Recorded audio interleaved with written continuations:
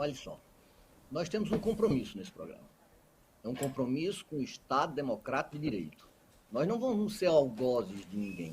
Acho que as forças progressistas, as forças civilizatórias, nós pagamos um preço muito grande quando nós tentamos instrumentalizar a legalidade. E a legalidade é para todos, seja para a direita, seja para a esquerda. Então, a condenação foi especificamente em quê? Uma inelegibilidade. O que é uma inelegibilidade? Ele não pode ser votado.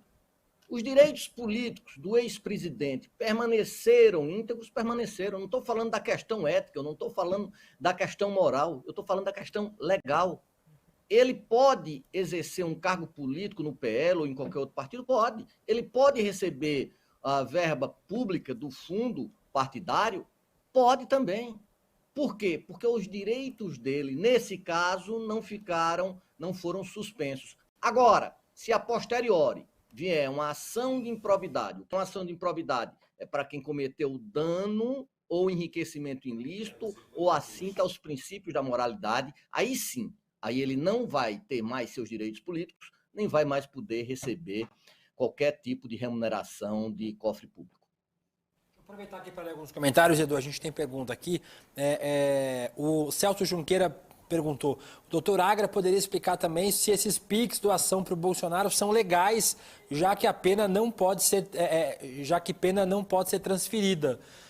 E agora, certamente, a gente vai receber muita pergunta aqui que a gente vai copiar sempre para mandar para a Gabi e para o doutor Agra para eles responderem para a gente, né? já que a gente... convite, inclusive. Já que a gente tem várias perguntas, tem mais uma que eu separei aqui, depois eu vou mandar, não sei se a gente foi conseguir fazer todas agora, mas teve gente pedindo também aqui, a Rita de Cássia Guimarães, podcast pode ter uma coluna sobre as nomeações para os tribunais superiores e seus perfis, então eu estou copiando tudo aqui, mandando para a Gabi, mandando para o doutor Agra. Muito interessante a sugestão, muito.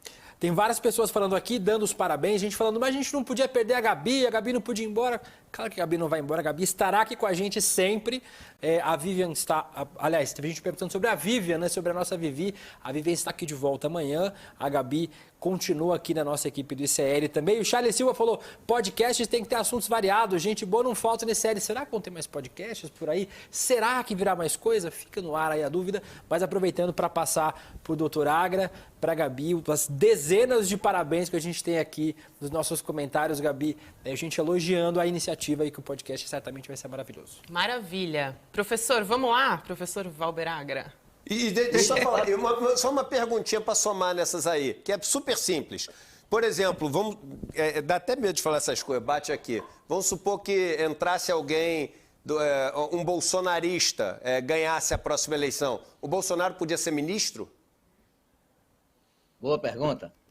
Inteligente a pergunta. Primeiro, William, pode me chamar de Valber ou de Agra. Doutor, eu acho que é meio desfocado. Eu sou seu amigo, quero ter mais amizade ainda com você. E olha, o programa quem manda não sou eu, é a Gabi. Então, quem manda é ela. Sempre as mulheres mandam todo mundo. Então, isso daí está muito resolvido. Vamos lá. A questão da doação do Bolsonaro. Veja, a doação é algo permitido na nossa legislação. Ela pode ser uma doação onerosa ou não onerosa. Nesse caso, foi uma doação não onerosa.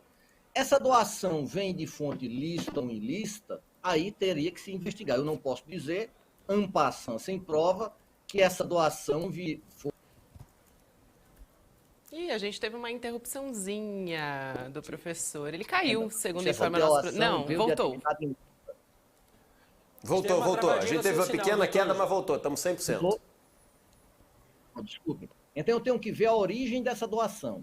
Essa doação foi de fonte ilícita, está resolvido o problema. Se não foi de fonte ilícita, aí a ação deixa de ser legal, mas eu preciso de um devido processo legal, eu preciso de um processo com ampla defesa e contraditória, e eu preciso de provas. Se esse dinheiro foi legal, tem aí uma questão jurídica, duas questões. Primeiro, que tem que pagar o imposto de transmissão causa-morte doação. Isso daí tem que se pagar, que vai variar nos estados de 4% a 8%. E segundo, tem que se pagar imposto de renda. E aí, na contribuição, 27,5%. Mas a questão aí, me permita, Edu, não é jurídica. Ela é ética moral. Por que ética e moral? Porque, veja, as multas somavam até então 370 mil. com a questão das multas da pandemia. As multas eleitorais, vamos supor que somou 4, 5 milhões. Ou seja, eu tenho uma diferença de 10 milhões, onde foi aplicado 17 milhões em renda fixa. Ou seja, CDB, eu vou ter aí um lucro do que foi. Agora, eu posso dizer que isso é estelionato? Não, porque a vantagem não é ilícita. Eu posso dizer que é um estelionato eleitoral? Também não, porque eu não estou na fase eleitoral. Então, houve um contrato onde as partes anuíram com aqueles termos e a obrigação para o ex-presidente é pagar esses 2 tributos. Agora, volto a dizer, desde que a fonte seja lícita. Se a fonte não for lícita, vai ter um problema. A pergunta agora do Edu. Um novo presidente bolsonarista, um dia de terça-feira, aqui em Recife ensolarado, você vir com essa futurologia, não dá, né? até, no início do nosso programa eu fiquei até chateado com essa sua futurologia, me permita a franqueza. Mas haveria algum empecilho para Bolsonaro assumir um cargo? Não, infelizmente não. Não? Olha, que interessante isso, hein? Interessante não. isso. Ninguém vai dizer que eu sou partidário de Bolsonaro, mas isso... Claro. Não, o que a gente quer saber o que é a lei. É isso aí. A gente quer saber o que é a lei. E nós, volto a dizer, as forças progressistas, as forças da civilização, nós pagamos um preço muito caro por tentar subverter o princípio da legalidade. Veja, mal o Collor assumiu, houve um fora-colo, onde não se deixou nem que ele assentasse ao poder. E isso teve consequências muito mais tarde, como, por exemplo, 2014.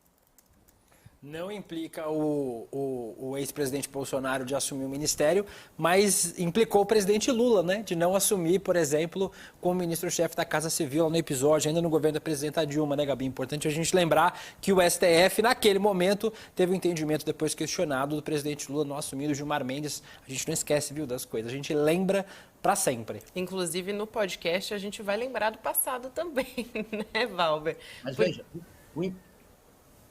pois não.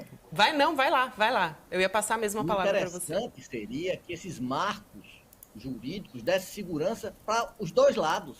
O que não pode é esse marco jurídico ser aleatório. Ou seja, quando o vento muda, a biruta do aeroporto muda, isso é tipo de país periférico. A lei deve ser uma para garantir que Lula assumisse, como também garantir que Bolsonaro, se houver essa hecatombe que o Edu não previu, ele possa assumir o cargo, porque tem, obviamente, os parâmetros legais preenchidos.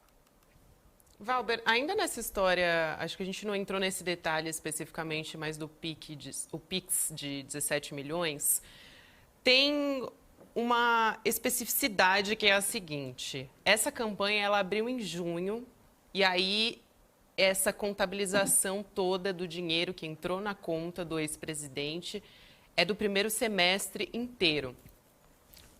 A gente pode falar numa possibilidade de investigação para saber, já que o COAF apontou nesse relatório que o dinheiro não é só do mês de junho, né? Que foi quando essa campanha foi lançada e as pessoas fizeram a doação, aí, enfim, como queira chamar, o Pix para Bolsonaro, para chegar nesse montante enorme de 17 milhões? As elites financeiras nesse país, eles têm muito medo de investigação quando ela pega o sigilo. Um assalariado não teria nenhum medo de ter suas contas devassadas, porque tudo que ele recebe está lá escriturado. Mas veja, essa campanha começou especificamente no dia 23 de junho. 23 de junho. Todo o dinheiro que entrou antes, e fala assim em vários outros milhões, eles devem ter uma fonte justificada. Isso partiu da onde? Qual foi a fonte disso? Uma CPI. Ora, se isso já foi fruto de um requerimento de CPI, por que essa CPI, algum dos seus membros, não fazer um requerimento simples, de menos de uma folha, não vai gastar nem tinta, nem teclado do computador, Ctrl+C, Ctrl+V, para pedir todas essas informações. Essas informações onde o presidente teria que especificar quem foram as pessoas que financiaram esses 17 milhões. Porque, volto a dizer, a questão é que essas pessoas que financiaram têm que ter renda para fazê-lo. Se não fizer, aí sim começa-se um indício de uma possível ilicitude. Até a doação eu não posso ser leviano de dizer que há uma ilicitude. Mas, dependendo da fonte dessa doação, eu posso começar a conjecturar outros caminhos.